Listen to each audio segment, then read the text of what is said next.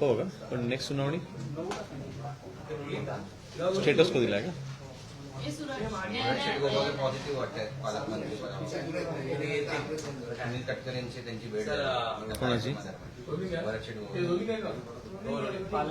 Sir, अक्षय Shinde encounter प्रकरणात राज्य सरकारला मोठा दिलासा मिळालेला आहे. नव्या एफआयआरची गरज नसल्याचं देखील म्हटलेलं आहे. उच्च न्यायालयाने त्यात म्हटलं होतं की नवीन एफआयआर दाखल करून पुन्हा चौकशी व्हावी म्हणून. तर सुप्रीम कोर्टाने राज्य सरकारला दिलासा दिला. कसं पाहता? नाही, मी माननीय सुप्रीम कोर्टाचे मी आभार मानेन, कारण अक्षय शिंदे ह्या व्यक्तीच्या विरोधामध्ये जे काही आरोप तिथे झाले होते, जे काही कृत्य त्यांनी केलं होतं असं त्यांच्यावर ठपका होता आणि अशा वेळेस त्यांनी पळून जाण्याचा प्रयत्न केला. त्यांनी पोलिसांना तिथे त्यांच्यावरती ज्यांनी हमला केला होता की त्याच्यावर त्यांनी अटॅक करायचा प्रयत्न केला होता आणि स्वतःला वाचवण्याकरता त्यांनी ती तिथे त्या पोलिसांनी त्यावेळेला तिथे ती भूमिका घेतली होती.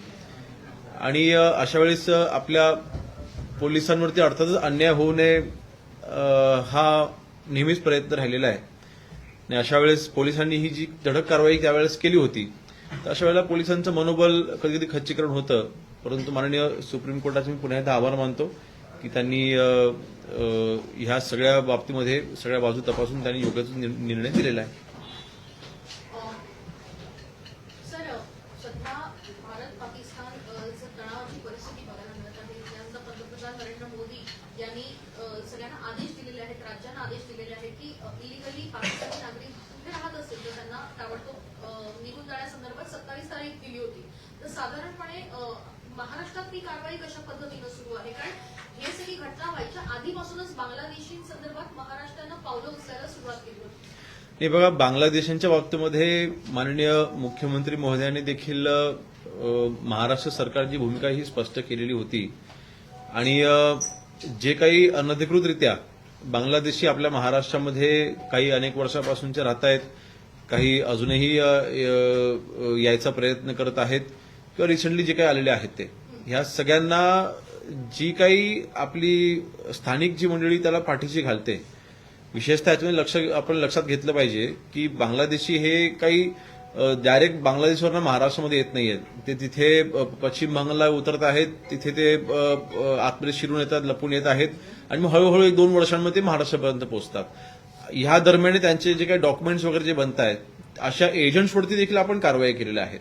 म्हणजे बांगलादेशांच्या बाबतीमध्ये जसं आपण सक्रिय आहोत किंवा आपण ऍक्टिव्ह आहोत किंवा आपण सतर्क आहोत, तशाच पद्धतीने आपण अर्थातच पाकिस्तानी जे काही नागरिक इथे विजा घेऊन आलेले आहेत, ह्याच्यामधलं ती मी एक माहिती पुन्हा एकदा देऊ इच्छितो की कोणीही मिसिंग नाही किंवा आपण कोणाची काय आपण शोध मोहीम वगैरे घेतलेली नाही. म्हणजे जे विजा घेऊन आले त्यांच्या बाबतीत मी म्हणतोय.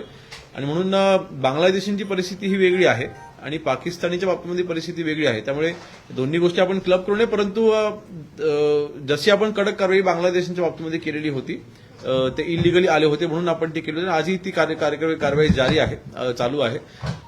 पाकिस्तानच्या बाबतीमध्ये केंद्र सरकारने जे काही निर्देश दिलेले आहेत आपण त्याच्यावरती कारवाई करतोय.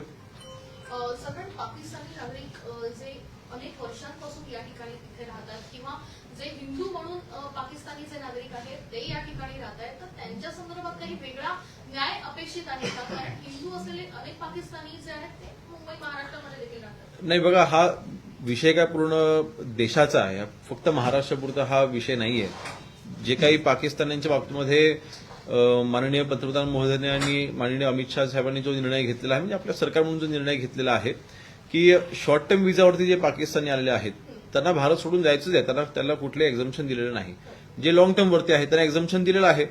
ज्यांनी इंडियन सिटीझन करता अप्लाय केलेला आहे, पाकिस्तानी पासपोर्ट हा सरेंडर केलेला आहे, अशाच्यांना देखील ते एक्झम्पशन आहे. त्यामुळे मला वाटतं आदेश स्पष्ट आहेत, त्या स्पष्ट आदेशांचं पालन आम्ही करतोय.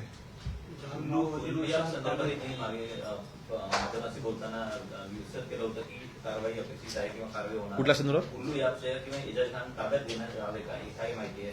नाही, मला वाटतं मी परवाच त्याबद्दल माहिती दिली होती की सदर व्यक्तींवरती आपण गुन्हा देखील दाखल केलेला आहे आणि महिला आयोगाच्या मार्फत देखील त्याच्यावरती योग्य ती कारवाई केली जाते. संजय राऊत वारंवार म्हणतायत की केवळ युट्यूब अकाउंट बंद करणं आणि इथल्याच लोकांचे युट्यूब अकाउंट बंद करणं म्हणजे काय हल्ला नाहीये आणि जे जल रोखण्यात आलेला आहे तो सुद्धा काही हल्ला नाहीये.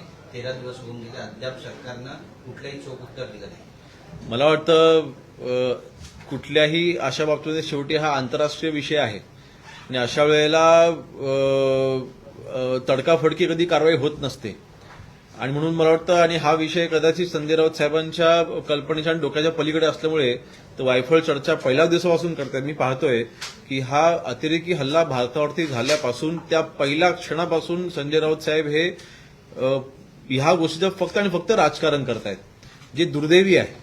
म्हणून मला वाटतं त्यांनी आता या गोष्टी थांबवाव्यात. पाकिस्तानाच्या विरोधामध्ये आपण सगळ्यांनी एकत्र आलं पाहिजे. आपण सगळ्यांनी या बाबतीमध्ये एकत्र म्हणून पाकिस्तान-सारख्या देशाला आता आपण संपवता कसं येईल किंवा पाकिस्तान आता पीओके, मी मागे देखील म्हटलं होतं की भविष्यामध्ये जर का पीओके हा भारताचा भाग झाला तर आपल्याला आश्चर्य वाटू नये. त्या दृष्टीनं आपल्या माननीय पंतप्रधान मोदींची वाटचाल चालू आहे. त्यामुळे थोडा संयम राखावा आणि देशाची दिशाभूल करणं बंद करावं. महाराष्ट्र हा नेहमीच संवेदनशील राहिलेला आहे आणि अतिरेकी कारवायांना बळी देखील पडलेला आहे. तर ज्या पद्धतीचं अलर्ट सध्या देशामध्ये जारी करण्यात आलेला आहे, महाराष्ट्राला मोठी सागरी किनारपट्टी देखील आहे, तर त्या दृष्टीनं काही विचार केला आहे का? नाही, 26/11चा आपल्या सर्वांना हल्ला माहिती आहे की समुद्राच्या माध्यमातूनच समुद्राच्या मार्गाने त्यावेळेस अतिरेकी मुंबईमध्ये शिरले होते. त्यावेळेस आपली सागरी सुरक्षा यंत्रणा जी आहे किंवा जी काही तिथे आपल्याला यंत्रणा उभी करायसाठी जे काही निधी आजपर्यंतची आवश्यकता होती तो सगळा आपण दिलेला आहे. अनेक ठिकाणी आता आपण गृह विभागाची तिथे पेट्रोलिंग असते, 12 नॉटिकल च्या बाहेर जी काही आंतरराष्ट्रीय जी काही बॉर्डर आहे किंवा जी काही राष्ट्रीय बॉर्डर आहे तिथे देखील देशाच्या माध्यमातून तिथे चांगल्या पद्धतीने गस्त ही घातली जात असते. पहिल्यापेक्षा अनेक चांगल्या सुधारणा ह्या आपण केलेल्या आहेत आणि मला वाटतं ह्या सगळ्या महाराष्ट्राला लाभलेला 720 किलोमीटरचा समुद्र किनारा, या 720 किलोमीटरच्या समुद्र किनाऱ्यावरती ज्या यंत्रणांची आवश्यकता आहे ती आपण पुरवलेली आहे. सर, एक महत्वाचा प्रश्न आहे. आपण पाहिलं की रायगडला अजूनही पालकमंत्री नाहीये आणि याच ठिकाणाहून 1993 साली सुद्धा दहशतवादी कारवाया ज्या आहेत त्या सुद्धा झाल्याचं पाहायला मिळालं होतं आणि त्या अनुषंगाने पालकमंत्री या जिल्ह्याला नसणं हे धोक्याचं नाहीये. नाही, पालकमंत्री जरी नसले तरी सुद्धा यंत्रणा ह्या ऍक्टिव्ह असतात, त्यामुळे दोन्ही विषय हे वेगळे आहेत. परंतु मला विश्वास आहे की रायगड हा जिल्हा शिवसेनेचा बालेकिल्ला राहिलेला आहे, आजही शिवसेनेचा बालेकिल्ला आहे आणि बरेचसे आमचे जरी अधिकृत पालकमंत्री नसले तरी सुद्धा ते स्वतः तिथे ऍक्टिव्ह असतात. त्यामुळे अशा बाबतीमध्ये आम्हाला रायगडची काही चिंता नाही. सुरुवातीला माओवादी प्रशांत कांबळे याला अटक करण्यात आली, उर्फ लॅपटॉप त्याचं नाव आहे. ऍक्टिव्ह होता गेली काही वर्ष सातत्याने, त्याला नाही, मला वाटतं आपण जर का पाहिलं मागच्या 7 ते 8 वर्षामध्ये माननीय एकनाथ शिंदे साहेब ज्या वेळेला मुख्यमंत्री होते त्या 2.5 वर्षामध्ये देखील आज माननीय देवेंद्र फडणवीस साहेब मुख्यमंत्री आहेत, त्यांच्या कालावधीमध्ये देखील माननीय एकनाथ शिंदे साहेब ज्यावेळेला तिथे पालकमंत्री होते त्यावेळेला जी काही कारवाई त्यांनी 2.5 वर्षामध्ये तिकडे केली, त्यांनी जे काही काम पालकमंत्री म्हणून केलं की माओवाद्यांना तिथे जे काही ब्रेन वॉश करून त्यांना महाराष्ट्राच्या विरोधामध्ये भडकवलं जात होतं, त्यांना देशाच्या विरोधामध्ये भडकवलं जात होतं, अशा सगळ्यांना एकत्र करून त्यांना व्यवस्थित समजावून मला वाटतं आता 90% नक्षलवाद आपण महाराष्ट्रामध्ये आपण हद्दपार केलेला आहे आणि ह्याच्यासाठी माननीय अमित शाह साहेबांनी जे काही सहकार्य केलं, त्यांनी जे काही तिथे महाराष्ट्र सरकारला तिथे यंत्रणा पुरवल्या, त्यांनी देखील याच्यामध्ये जातीनं लक्ष घातलं आणि म्हणून मला वाटतं हे होऊ शकलं. त्याचीच ही एक कारवाई आहे मी असं म्हणेन.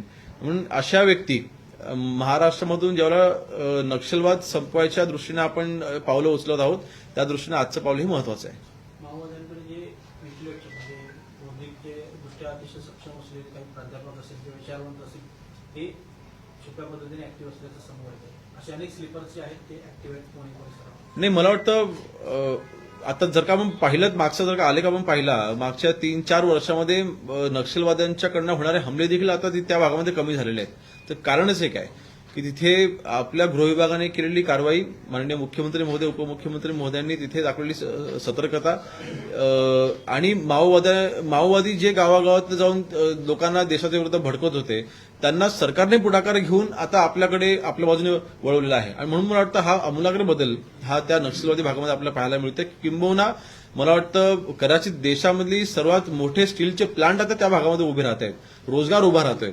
अशा वेळेला मला वाटतं महाराष्ट्रामध्ये नक्षलवाद हा जोपर्यंत संपुष्टात येत आहे. सुरुवातीला मंत्री प्रताप सरनाईक यांनी एसटी कर्मचाऱ्यांच्या पगारासंदर्भात निधीच्या संदर्भात प्रश्नचिन्ह निर्माण केले होते किंवा प्रश्न विचारले होते. आता मंत्री संजय शिरसाट तुमच्याच पक्षाचे आहेत, त्यांनी पण निधी अन्यत्र वळविल्याच्या कारणास्तव एकत्रितच वित्त विभागावर टीका केलेली आहे. मला वाटतं वित्त तिन्ही विभागामध्ये कोणी झालीचा सुग्रह आहे आमचे तीनही नेते एकत्र बसून या बाबतीमध्ये नक्कीच चर्चा करतील आणि मला विश्वास आहे की कुठल्याही या मंत्रिमंडळामध्ये कुठल्याही मंत्री महोदयांवरती किंवा त्या विभागावरती निधीच्या बाबतीमध्ये अन्याय होणार नाही हा माझा विश्वास आहे. जी काही निधी हा वळवला गेलेला आहे किंवा तो आता त्याची डिटेल माहिती माझ्याकडे नाही कारण तो विभाग माझ्याकडे नाही, परंतु मला विश्वास आहे आमचे तीनही नेते म्हणजे देवेंद्र फडणवीस साहेब, शिंदे साहेब आणि अजितदादा तिघेही नेते एकत्र बसून या बाबतीमध्ये योग्य तो तोडगा काढतील. पण अशा निर्णयांमुळे कुठेतरी महायुतीत मिठाचा खडा किंवा तणावाचं वातावरण होतंय, त्याकडे कसं मला वाटतं ह्या शेवटी फंड मॅनेजमेंटचा हा विषय आहे. आर्थिक घडी बसवण्याकरता माननीय अजितदादांनी ते निर्णय का घेतले मला माहिती नाही, परंतु ह्या बाबतीमध्ये आमचे सर्व तिन्ही नेते एकत्र बसून योग्य तो याचे निर्णय घेतील ना. आणि कुठल्याही विभागाला निधी कमी पडू नये अशी अर्थातच मागणी आमची असणारच आहे. आणि समाजकल्याण विभाग हा समाजामधले असे घटक आहेत जे विकासात्मकदृष्ट्या मागासलेले आहेत, अशाच्यांना न्याय मिळवून देण्याकरता हा विभाग आहे. म्हणून अशा विभागामधला निधी अर्थातच कमी नको करायला, परंतु मला वाटतं 1 वर्षाच्या कालावधीमध्ये हा निधी असतो आणि त्यावेळेस हा निधी कमी पडू नये अशी आमची देखील नक्कीच इच्छा आहे. योगी जी हिंदी में जाना चाहेंगे. योगी जी हिंदी में ये इंडिया पाकिस्तान का ट्रेड हाई टेंशन चल रहा है. अपने जो वेस्टर्न पार्ट है समंदर का वो अपना एरिया बहुत ज्यादा है वेस्टर्न पार्ट का, उसको लेकर नेवी और कोस्ट गार्ड तो है लेकिन 12 नॉटिकल माइल्स अपने क्षेत्र में आते हैं. कोस्टल सिक्योरिटी और जो है उसके लिए क्या प्रिपरेशन है, क्या वो लोग अलर्ट पे हैं? 720 किलोमीटर का महाराष्ट्र की जो समुद्री बॉर्डर है, यहाँ पर गृह विभाग के माध्यम से ड्रोन के माध्यम से वहाँ पे सर्विलेंस रखना, वहाँ पे जो जेटीज है वहाँ पे जो मतलब जो भी इम्पोर्टेंट वहाँ पे जो क्या बोलते हैं फैसिलिटीज खड़ी करना जो जरूरी है, तो पिछले मेरे ख्याल से 7-8 सालों से काफी अच्छी फैसिलिटी हमने वहाँ पे खड़ी की है. देवेंद्र फडणवीस जी जब भी मुख्यमंत्री 2014 से 19 तक थे तभी उन्होंने भी काफी अच्छे वहाँ पे इंफ्रास्ट्रक्चर खड़ा करने के लिए निधि उपलब्ध करके दिया था. माननीय एकनाथ शिंदे साहब जब भी मुख्यमंत्री थे तभी उन्होंने भी काफी अच्छे वहाँ पे फैसिलिटीज खड़ी की थी. जो भी इक्विपमेंट्स की जरूरत है, बेसिकली जो भी हाई स्पीड बोट्स की जरूरत थी वहाँ पे कोस्टल गार्ड के साथ में जो भी कोऑर्डिनेशन की जरूरत थी, सेंटर के साथ में जो कोऑर्डिनेशन की जरूरत थी, वो सब चीजें की जा रही है. तो इसलिए मुझे लगता है कि 720 किलोमीटर का अपना जो समुद्र किनारा है वो बिल्कुल सेफ है. Is there any alert issued from your side after this Pahalgam alert?